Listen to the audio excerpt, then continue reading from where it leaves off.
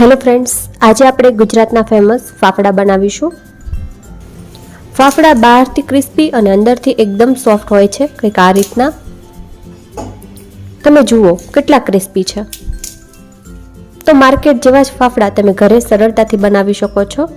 લોટ કઈ રીતના બાંધવો જેથી એ સરળતાથી સ્પ્રેડ થાય અને પાટલાથી પણ સરળતાથી અલગ પડી જાય, એ ખૂબ જ મહત્વનું છે. તો એની પરફેક્ટ માપ. અને અહીંયા ઘણાને કન્ફ્યુઝન છે કે ખાવાનો સોડા એક્ઝેક્ટ કયો યુઝ કરવો, તો એ હું તમને એકદમ પરફેક્શનથી આજની રેસિપીમાં જણાવીશ. તો આજની રેસિપીને સ્કીપ કર્યા વગર જોજો, જેથી કરી તમે પણ માર્કેટ જેવા એક્ઝેક્ટ ફાફડા ઘરે ખૂબ જ સરળતાથી બનાવી શકો. તો ચાલો ફાફડા બનાવવાનું શરૂ કરીએ. તો અહીંયા સૌથી પહેલાં આપણે 1.5 કપ જેટલો બેસન લેવાનો છે, એટલે કે ચણાનો લોટ.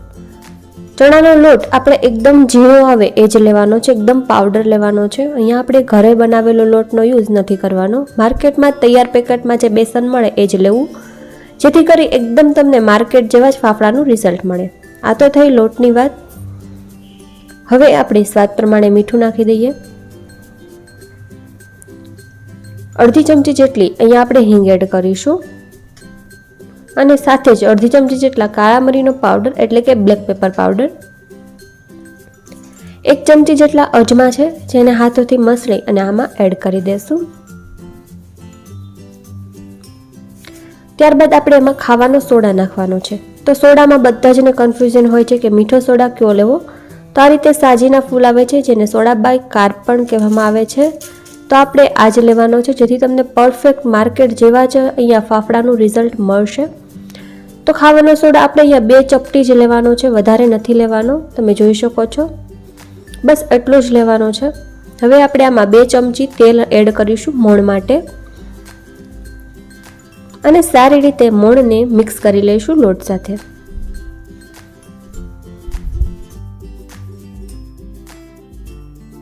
તો અહીંયા આપણે મુઠ્ઠી પડતું મોણ દેવાનું છે. આ રીતે મુઠ્ઠીમાં લોટ બંધ કરો તો પેક થઈ જાય છે, એનો મતલબ પરફેક્ટ મોણ છે. હવે આપણે જે વાટકીથી બેસન લીધો એ જ વાટકીથી પાણી એડ કરીશું, જેથી કરી તમને પરફેક્ટ માપ આપી શકું. તો આપણે થોડું થોડું પાણી એડ કરી અને લોટને સારી રીતે મિક્સ કરી લેવાનો છે. અહીંયા મેં ફાફડા 2-3 વાર બનાવ્યા, ત્યારે મને ફાફડાનું એક્ઝેક્ટ માપ ખબર પડી. કેમ કે તમે બનાવો ત્યારે તમને આનું પરફેક્ટ માપ જણાય છે, તમને આમાં શું વસ્તુની કમી છે તે તમને ધીમે ધીમે સમજાય છે. તો મેં આને ઘણીવાર ટ્રાય કર્યા છે અને પછી મને ફાફડાનું પરફેક્ટ માપ મળ્યું. તો આજની રેસિપી એકદમ પરફેક્ટ છે, તો તમે એકદમ પરફેક્શનથી આ બનાવી શકશો. તો આ રીતે લોટ બંધાઈ ગયો છે, એકદમ ઢીલો છે, અને એટલા લોટમાં અડધા કપ જેટલું પાણી લાગ્યું છે. હવે ચમચીની મદદથી હાથોમાંથી અને વાસણમાંથી લોટને અલગ કરીશું, કેમ કે બેસન છે તે બહુ જ ચીકણો હોય છે. તો આ પ્રોસેસ તમારી સાથે પણ થવાની જ છે, તો હું તમને પરફેક્ટ અહીંયા બતાવીશ. તો આ રીતે લોટને એકદમ સરસ રીતે મેં અલગ કરી લીધો છે, તમે જોઈ શકો છો. અને હાથને પણ વોશ કરી લીધા છે, જેથી કરી લોટ હાથમાં ચીપકે નહીં. હવે સાઈડમાં મેં ગરમ તેલ કરી લીધું છે, એની અંદર આપણે ગરમ તેલ એડ કરીશું 2 ચમચી જેટલું. અહીંયા ઠંડુ તેલ નથી લેવાનું. તો ગરમ તેલ હશે તો એકદમ બહાર જેવા ફાફડા બનશે. અને તમે લોટ જુઓ કેટલો સોફ્ટ છે. તો આવો જ લોટ હોવો જોઈએ. ગાંઠિયા માટે થોડો કડક લોટ હોય છે અને ફાફડા માટે એકદમ સોફ્ટ હોય છે, જેથી આસાનીથી સ્પ્રેડ થઈ શકે. અહીંયા મેં ફાફડા ઘણીવાર બનાવ્યા છે, જેથી હું તમને એકદમ પરફેક્ટથી આ વાત કહી રહી છું. તો હાથમાં લોટ લઈ આ રીતે આપણે એને મસળીશું 2-3 મિનિટ સુધી. અને વચ્ચે એવું લાગે તેલની જરૂર છે તો સાઈડમાં મેં ગરમ તેલ કરવા મૂક્યું છે, એમાં આને ડીપ કરીશું લોટને, અને પછી મસળીશું. તો 2-3 મિનિટ બાદ કંઈક આ રીતનો સોફ્ટ લોટ આપણો બંધાઈને તૈયાર છે, તમે જોઈ શકો છો.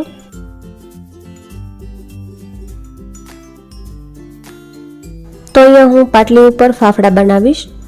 તો આપણો લોટ છે તે એકદમ સરસ બંધાણો છે, તમે જુઓ જરા પણ ચીપકતો નથી. આપણે લોટના પહેલેથી જ લુવા બનાવી અને નથી રાખવાના. જેમ જેમ ફાફડા બનાવવા હોય તેમ તેમ લોટ લેતું જવાનું અને ફાફડા બનાવતા જવાના. તમે જુઓ લોટ જરા પણ ચીપકતો નથી. આવો જ લોટ હોવો જોઈએ, એકદમ પરફેક્ટ છે.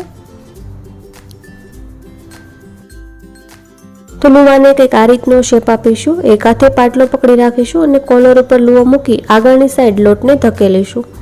તો હાથને એકદમ સીધો રાખીશું, કોઈ પણ જાતનું પ્રેશર નથી દેવાનું. એકદમ હળવા હાથે આ રીતે આપણે આગળ સાઈડ ધક્કો મારીશું તો એકદમ સરસ ફાફડો તૈયાર થઈ જશે. તમે 2-3 વાર બનાવશો એટલે તમને પણ સરસ આવડી જશે. તો હવે આપણે આને ઉખાડતી વખતે એકદમ પતલી પટ્ટીનું ચાકુ હોય લેવાનું, ચાકાને એકદમ સીધું રાખવાનું અને એકદમ ફટાફટ આને આ રીતે ઉખાડી લેવાનું. અહીંયા હું વિડીયો ધીમો બતાવી રહી છું જેથી તમને ખ્યાલ આવે, પણ તમે જ્યારે પાટો અલગ કરો એટલે કે આ ફાફડાનો પટ્ટો તો એકદમ ફટાફટ ચાકાથી અલગ કરી લેવો. તમે જુઓ ઉપરથી એકદમ લીસો છે, ખડબચડો નથી. ખડબચડો ના હોવો જોઈએ અને એકદમ પતલો હોવો જોઈએ કંઈક આ રીતનો. તો એકદમ રેડી છે. તેલ ગરમ થઈ ગયું છે, થોડોક લોટ એડ કરીએ તો લોટ હળવેથી ઉપર આવે છે, તરત જ ઉપર નથી આવતો. તો એકદમ આવું મીડિયમ તેલ ગરમ હોવું જોઈએ. તેલનું ટેમ્પરેચર અહીંયા વધારે હાઈ ના હોવું જોઈએ, એ વાતનું ખાસ ધ્યાન રાખવું. હવે આપણે ફાફડાને એડ કરીશું. ફાફડાને પહેલેથી જ બનાવી નથી રાખવાના, બનાવતા જવાના અને પછી આમાં એડ કરતા જવાના. તો હું અત્યારે એક પછી એક ફાફડો વણતી જાઉં છું અને આમાં એડ કરતી જાઉં છું. તમે માર્કેટમાં બનાવતા હશો ત્યાં પણ જોતા હશો કે એ લોકો એકસાથે નથી બનાવતા જાય છે અને પછી તેલમાં નાખતા જાય છે. તો અહીંયા તમારું વાસણ જેટલું મોટું હોય એ પ્રમાણેના તમારે ફાફડા બનાવવા, જેથી કરી તે ફોલ્ડ ના થાય, આ રીતના આખા રહે. ફાફડાને તળાતા 2 મિનિટ જેટલો સમય લાગશે. તો આ રીતે આપણે ફાફડાને પલટાવી દઈએ. તમે જોઈ શકો છો અહીંયા ફાફડા લૂઝ નથી, એકદમ કડક છે ઉપરથી. તો આ રીતના જ ફાફડા હોવા જોઈએ. તો આપણે આને સારી રીતે એકદમ મીડિયમ ગેસ ઉપર તળી લેશું. એકદમ માર્કેટ જેવા જ ફાફડા તમે ઘરે ખૂબ જ સરળતાથી બનાવી શકશો. તમે આપેલી બધી ટિપ્સ ફોલો કરો અને વિડીયોને સ્કીપ કર્યા વગર ચોક્કસથી જોજો, જેથી કરી તમને બધી જ માહિતી મળે અને તમારા ફાફડા પણ એક્ઝેક્ટ માર્કેટમાં મળે એવા જ બનશે. તમને ખૂબ જ ગમશે અને માર્કેટના પણ ભૂલી જશો. આજની રેસીપી એકદમ પરફેક્શનથી મેં બતાવવાની ટ્રાય કરી છે. જો તમને ગમે તો લાઇક, શેર અને સબસ્ક્રાઈબ ચોક્કસથી કરજો. ફાફડા બનીને તૈયાર છે. ઉપર આપણે થોડીક હિંગ અને કાળા મરીનો પાવડર એડ કરીશું. તો ફરી મળીશું આપણે નવા વિડીયોની સાથે. ત્યાં સુધી થેન્ક યુ ફોર વોચિંગ.